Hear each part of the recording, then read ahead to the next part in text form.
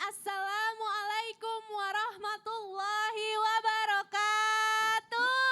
Waalaikumsalam warahmatullahi wabarakatuh. Jamaah. Ye. Oh jamaah. Ye. Alhamdulillah. Alhamdulillahirrabbilalamin. Allahumma sholli ala Sayyidina Muhammad wa ala ali Sayyidina Muhammad. Masya Allah jamaah Islam itu indah yang dirahmati Allah dimanapun berada. Semoga dalam keadaan sehat dan bahagia selalu ya. Masya Allah seperti jamaah yang di studio ini. Kalau boleh tahu dari mana nih? Dari mana Bu? Jambi. Yang abu-abu dari? Oh, kalau disingkat jadi Janggal ya, Jambi Tegal. Masya Allah. Nah insya Allah hari ini kita akan belajar ilmu baru ya. Boleh tepuk tangannya dong? Masya Allah. Gercep banget ya langsung tepuk tangan. Semoga rezekinya juga segercep ibu-ibu pas tadi tepuk tangan ya. Amin. Karena siapa sih yang gak kepengen kalau kita tuh dapat rezeki secara cepet. Itu tuh wajar ya jamaah. Tapi ingat jangan sampai nih ya. Yang kita lakukan tuh caranya bisa menghambat rezeki orang lain. Bikin orang lain rugi. Itu gak boleh ya. Karena bisa jadi kita juga dapat rezekinya jadi lama gara-gara itu. Nah penasaran kan lebih lanjutnya seperti apa jemaah? Makanya nih hari ini kita akan membahas tema yaitu rezeki mau cepat, hak orang dipercepat. Alhamdulillah. Masya Allah. Tepuk tangannya lagi dong. Biar semangat ya, Masya Allah. Nah sebelum kita lanjut nih jamaah, kita lihat dulu nih. Lihat nih ada karyawan tuntut gaji dan uang pesangon pasca PHK loh. Wah kayak gimana itu jamaah, yuk kita lihat.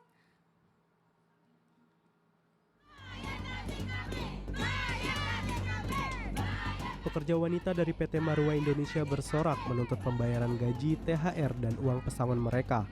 Masa pekerja ini berunjuk rasa di depan pabrik yang berlokasi di kawasan industri Tanjung Uncang, Batu Aji, Kota Batam. Di hadapan Yutaka Shibata, komisaris utama perusahaan, para pekerja mengaku pihak perusahaan melakukan PHK sepihak.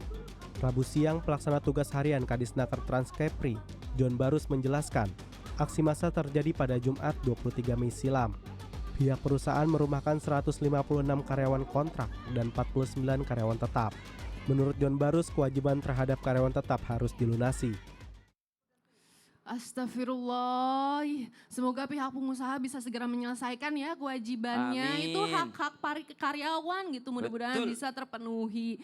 Nah Ustadz aku mau tanya nih Ustadz, gimana nih hukumnya kalau kita menahan rezeki karena misalkan ya amit-amit ya faktor usahanya lagi kurang maju, jadi tidak ada kemampuan untuk membayar upah karyawannya.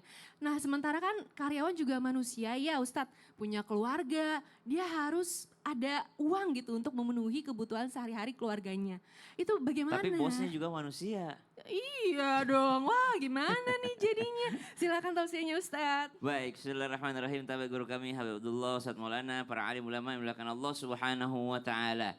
Tidak ada yang bisa menahan rezeki, tidak ada. Seluruh makhluk berkumpul untuk menahan apa yang sudah menjadi rezekimu yang ditentukan oleh Allah Subhanahu wa taala, maka tidak akan pernah bisa.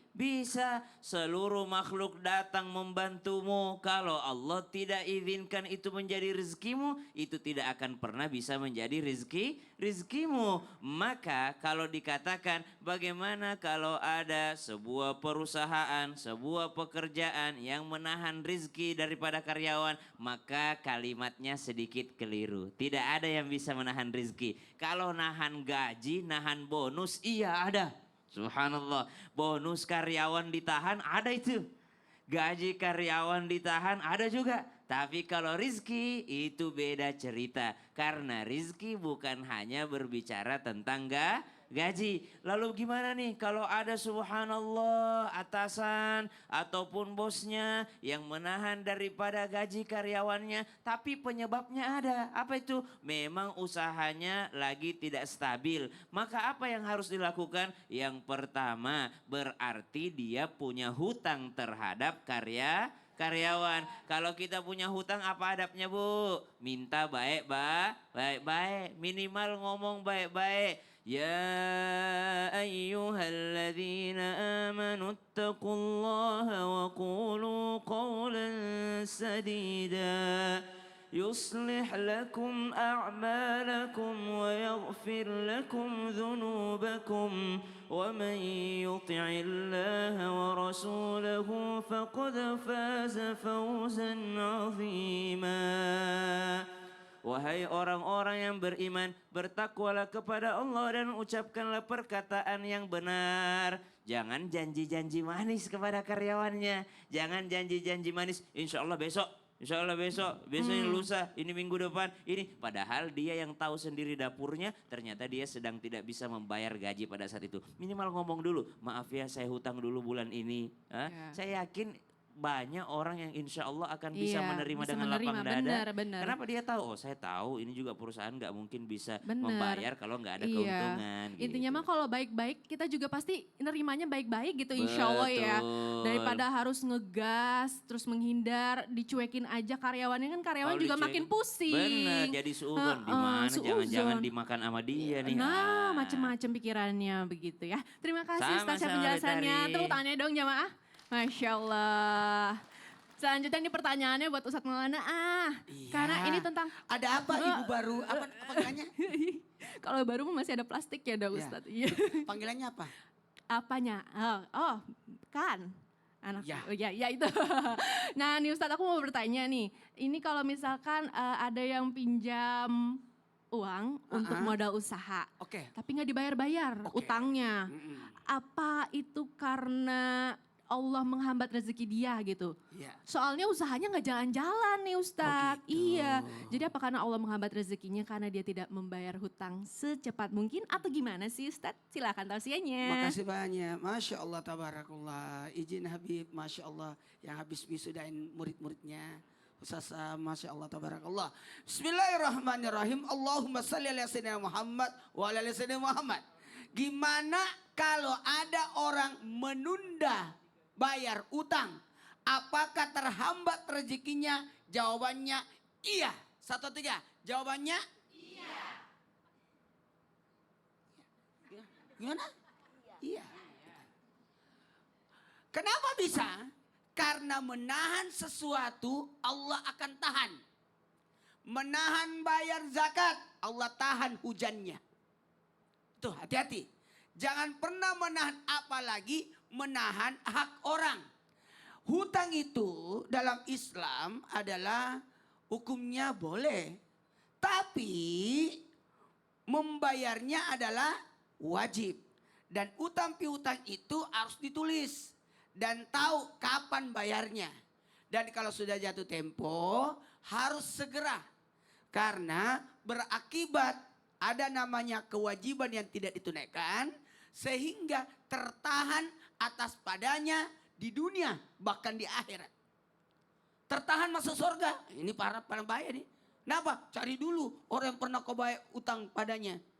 Nah, apalagi mohon maaf tertahan rezekinya.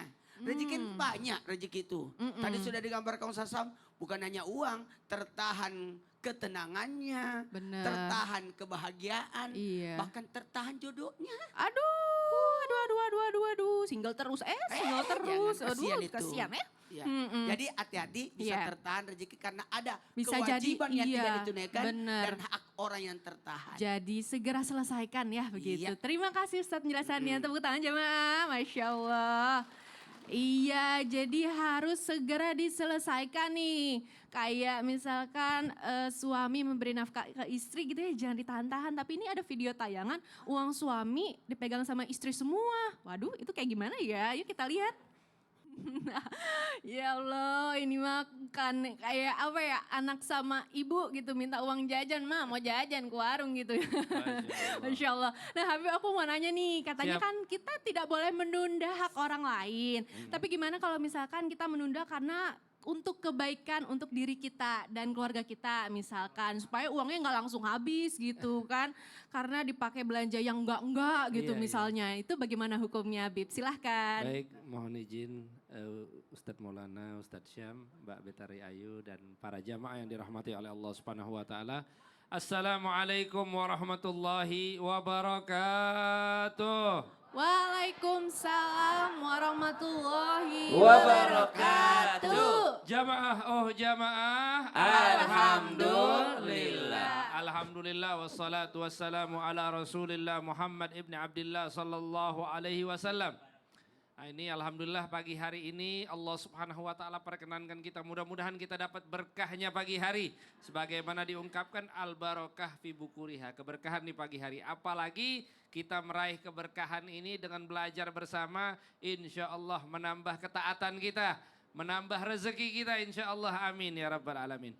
Nah, Bapak Ibu yang dirahmati oleh Allah Subhanahu wa taala, perlu kita ketahui di dalam hukum fikih ada yang disebut mahjur aleh.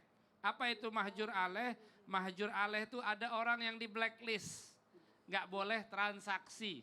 Di antaranya apa? Di antaranya ada yang disebut dengan muflis. Siapa itu muflis? Muflis itu adalah orang yang pailit, orang yang bangkrut. Kenapa? Karena kalau dia bertransaksi lagi nanti mudorotnya buat orang lain lagi. Kenapa? Karena hartanya nanti nggak bisa dibayar. Kemudian apa? Kemudian juga ya, ada juga yang namanya orang yang masih kecil, ya, orang yang masih kecil. Orang yang masih kecil nggak boleh ditransaksikan. Makanya di dalam Al-Quran ada perintahnya ketika orang memegang harta-harta, di antaranya harta anak yatim. Kan anak yatim belum tahu ini hartanya mau dikemanain dan lain sebagainya. Maka disebut apa? Hatta yablugha asyuddah.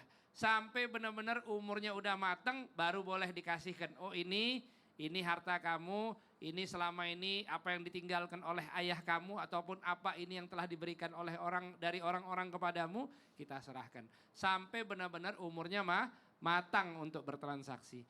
Juga ada lagi nih, satu lagi yang disebut dengan musrif. Orang yang kadang-kadang boros.